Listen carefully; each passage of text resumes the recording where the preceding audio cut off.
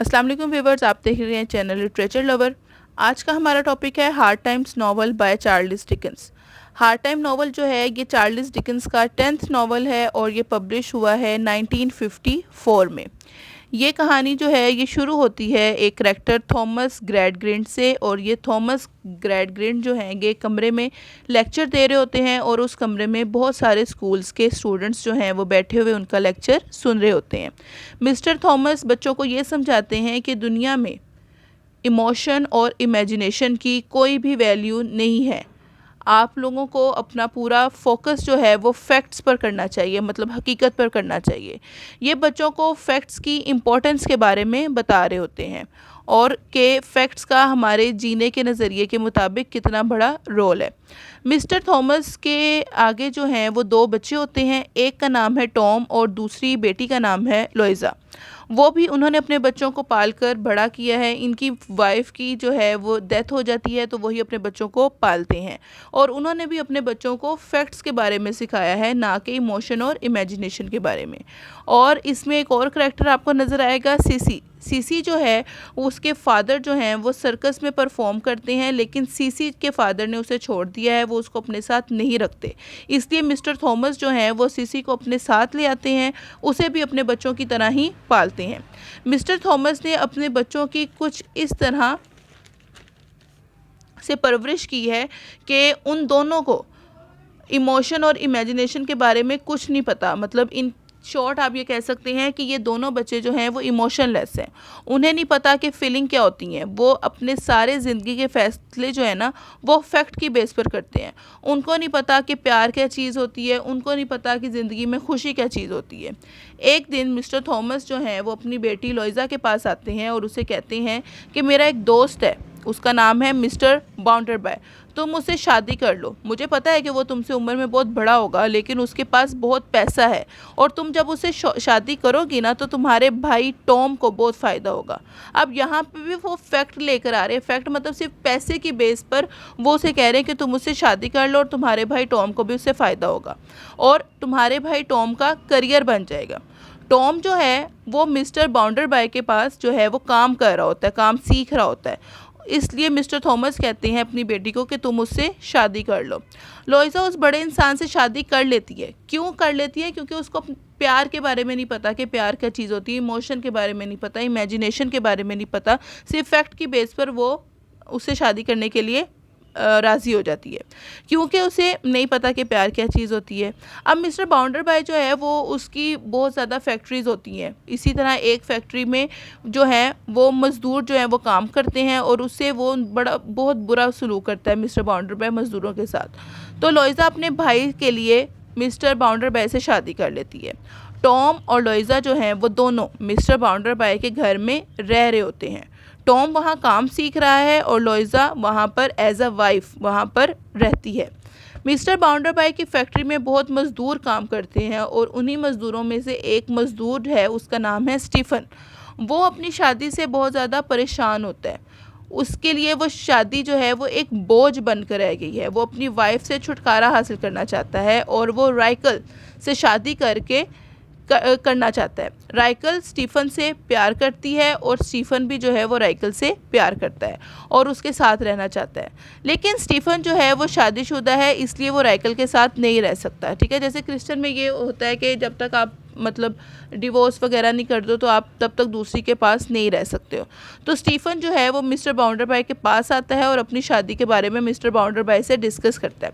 Stephen कहता है कि मुझे मेरी वाइफ से छुटकारा हासिल करना है। तो मिस्टर बाउंडरबाय कहते हैं कि तुम एक ही सूरत में जो है वो छुटकारा हासिल कर सकते हो। वो पूछता है कैसे? तो वो कहता है कि अगर तुम्हारे पास पैसे हों तो तुम वकील कर लो, वकील जो है वो तुम्हारा केस लड़ेगा और तुम जो है अपनी वाइफ से छुटकारा हासिल कर लोगे, अगर तुम्हारे पास पैसे हैं। अगर नहीं है तो तुम्हारी ज़िंदगी जैसे चल रही है उसको चलने दो। ये करने के बाद अब इस पूरे नावल में एक और एंट्री होती है जेम्स हार्टहाउस की। ये लंदन का रहने वाला है। जेम्स अपनी ज़िंदगी से बोर हो गया और वो कुछ इंटरेस्टिंग करना चाहता है। जेम्स जो है वो मिस्टर बाउंडरबाय के पास आता है काम के सिलसिले में। जेम्स को यकीन है कि मैं जब यहाँ पे कोई काम सीखूंगा या कोई काम इनसे लूँगा तो मुझे बहुत इंटरटेनिंग होगा। जेम्स जो है वो एक नौजवान जेंटलमैन है और उसके पास भी बहुत पैसा है। जब जेम्स मिस्टर बाउंडरबाई के घर में आता है तो उसकी नज़र जो है वो लोइज़ा पर पड़ती है, मतलब कि उसकी वाइफ पर पड़ती है। लोइज़ा को देखकर उसके अंदर एक आग सी लग जाती है। A strong fire burn under the cold. James जो है वो उस दौरान में तय कर लेता है कि मैंने इस नौजवान लड़की को रिड्यूस करना है, मतलब कि हासिल करना है। जेम्स को रियलाइज़ होता है कि लोइज़ा सिर्फ टॉम से अटैच है, कि लोइज़ा की सबसे ज़्यादा अंडरस्टैंडिंग जो है वो अपने भाई टॉम से है। तो जेम्स सोचता है कि पहले मैं इसके भाई से दोस्ती करता हूँ, फिर मैं लोइज़ा के करीब जाऊँगा। इसी दौरान मिस्टर बाउंडरबाई के जो वर्कर्स थे वो मिस्टर बाउंडरबाई से बहुत परेशान थे और उन्होंने उसके खिलाफ प्रोटेस्ट किया, मतलब एहतजाज किया और एक यूनियन बना ली। मजदूरों की इस यूनियन में स्टीफन उनके साथ नहीं देता। स्टीफन कहता है कि मैं किसी से वादा किया है कि मैं तुम्हारा साथ जो है वो नहीं दूंगा। सारे मजदूर स्टीफन से नाराज़ हो जाते हैं और इसके बाद मिस्टर बाउंडरबाई स्टीफन को अपने पास बुलवाते हैं और उसे पूछते हैं कि इन वर्कर्स ने प्रोटेस्ट क्यों किया है, तो यूनियन क्यों बनाई है। लेकिन स्टीफन मिस्टर बाउंडरबाई को भी नहीं कुछ बताता क्योंकि वो अपने मजदूर भाइयों को धोखा नहीं देना चाहता। मिस्टर बाउंडरबाई को बहुत ज़्यादा गुस्सा आ जाता है, वो उसको बहुत बुरा भला कहते हैं और उसको नौकरी से निकाल देते हैं। जब लोइज़ा और टॉम को पता चलता है कि स्टीफन को नौकरी से निकाल दिया गया है तो ये दोनों बहन भाई जो हैं वो स्टीफन के पास जाते हैं और उसको कुछ पैसे देते हैं। टॉम चुपके से स्टीफन को के कान में कहता है कि तुम शहर छोड़ने से पहले ना एक बैंक है उसके आसपास घूमना रात को, तुम्हें वहाँ पर कुछ ना कुछ जो है वो ज़रूर मिल जाएगा। टॉम जैसा कहता है स्टीफन वैसा ही करता है। स्टीफन रात को बैंक के आसपास घूमने लगता है लेकिन उसे कुछ नहीं मिलता। जिस बैंक के आसपास वो घूम रहा होता है उसको कोई लूट लेता है और शक किस पर जाता है? स्टीफन पर, पुलिस का भी और बाकी लोगों का भी। अब पुलिस को स्टीफन पर शक हो जाता है। अब अगले दिन लोइज़ा जो है वो घर पर अकेली होती है। उसका हस्बैंड मिस्टर बाउंडरबॉय जो है वो शहर से बाहर जाता है किसी काम के सिलसिले में। जेम्स को जब ये सारा सीन पता चलता है तो वो कहता है कि मैं इस सिचुएशन का फ़ायदा उठाया जाए। जेम्स लोइज़ा के पास जाता है और उसे अपने प्यार का इजहार करता है। वो उसे कहता है कि आज रात तुम मेरे साथ ही रहो। लोइज़ा कहती है कि आज रात मैं तुम्हें कहीं बाद में मिलूँगी। लोइज़ा चली जाती है और वहाँ पर खड़ी वहीं और एक औरत है जो उनके घर में रह रही होती है, मिस्टर बाउंडरबाई के घर में। उसका नाम है मिसेस पार्सेट। मिसेस पार्सेट जो है वो एक बूढ़ी औरत है। वो इन दोनों की बातें जो है वो सुन लेती है कान लगाकर। जब लोइज़ा घर से बाहर निकल रही होती है तो मिसेस पार्सेट जो है वो इसका पीछा करना शुरू कर देती हैं और वो देखना चाहती हैं कि लोइज़ा जो है वो कहाँ जाती है, लेकिन वो ज़्यादा देर तक उसका पीछा नहीं कर पाती क्योंकि वो ज़रा बूढ़ी हैं तो वो उनका पीछा नहीं कर पाती थी, तो वो रास्ता भटक जाती हैं और लोइज़ा जो है वो उनकी आंखों से ओझल हो जाती है। लोइज़ा अब कहाँ जाती है? लोइज़ा जाती है अपने फादर थॉमस ग्रैंडग्रीन के घर पे और अपने फादर को कहती है कि आपने मेरी ज़िंदगी बर्बाद कर दी है सिर्फ फैक्ट की बेस पर, आपने हम दोनों को इमोशनलेस बना दिया है। ये सब कुछ कहकर, मतलब बहुत बुरा भला कहकर अपने फादर को सब कुछ कोस कर लोइज़ा जो है वो बोल कर लोइज़ा जो है वो बेहोश हो जाती है और फर्श पर गिर जाती है। उसी दौरान सिसी जो है वो लोइज़ा की देखभाल करती है, मतलब डॉक्टर जब उसको चेक करके जाता है और लोइज़ा जो है वो सिसी की मदद से आहिस्ता आहिस्ता रिकवर हो रही है। सीसी जेम्स के पास भी जाती है और उसे समझाती है कि वो शहर छोड़कर चला जाए और लोइज़ा की ज़िंदगी को और मुश्किलात वाला ना करे। अब स्टीफन जो है वो दोबारा शहर में आता है अपना नाम क्लियर करवाने के लिए और अपने आप को बताने के लिए कि बैंक जो है वो उसने नहीं लूटा था। तो जब स्टीफन आता है तो वो एक घड़े में गिर जाता है और वहाँ पर मर जाता है और उसको हॉस्पिटल ले जाते हैं। मरने से पहले वो मिस्टर थॉमस ग्रैंडग्रीन को बताता है कि बैंक मैंने नहीं लूटा, मैं बेकसूर हूँ। बैंक जिसने लूटा है वो तुम्हारा बेटा टॉम है।